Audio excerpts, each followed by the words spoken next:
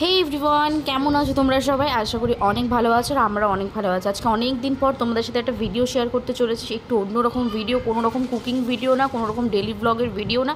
আজকে একটু cleaning video তোমাদের সাথে শেয়ার করবো। তোমরা অনেকেই জানো যে আমরা নতুন ফ্ল্যাটে শিফট হয়েছি, তো আসার পরে না সমস্ত পরিষ্কার করা হয়ে গেছিলো সমস্ত জায়গা। বাট এই রান্নাঘরটা আমাদের এত বড় যে এই রান্নাঘরের ফ্লোরটা আমরা এখন অবধি ক্লিন করে উঠতে পারিনি, কারণ এটাকে পুরো ঘষতে হবে। একটু তেলচিটা হয়ে রয়েছিল কিছু কিছু জায়গা।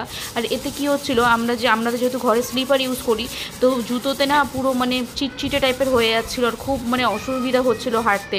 তো বেশ কয়েকদিন ধরে ভাবছিলাম পরিষ্কার করবো কি করে, হচ্ছে না।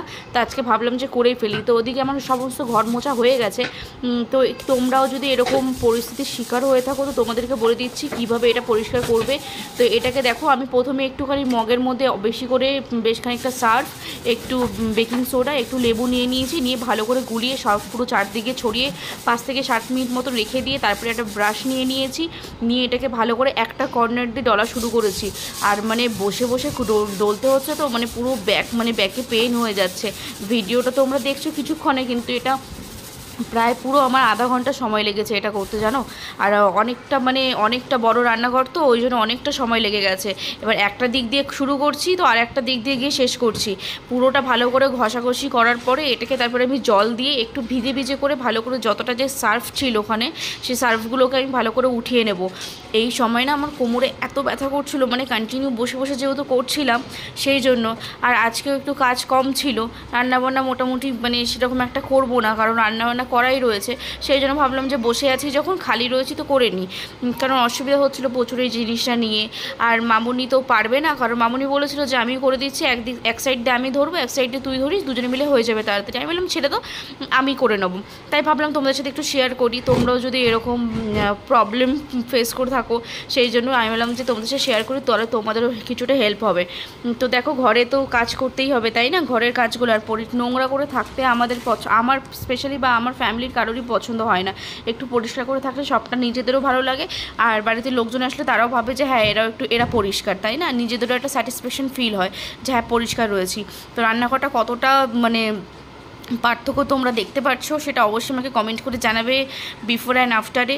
আর আমি অনেকটা ধরে অনেকক্ষণ চেষ্টা করেছি এটা পরিষ্কার করার। খুব একটা যে নোংরা ছিল তা না, কিন্তু ভালোই নোংরা ছিল, চিটচিট মতন ছিল।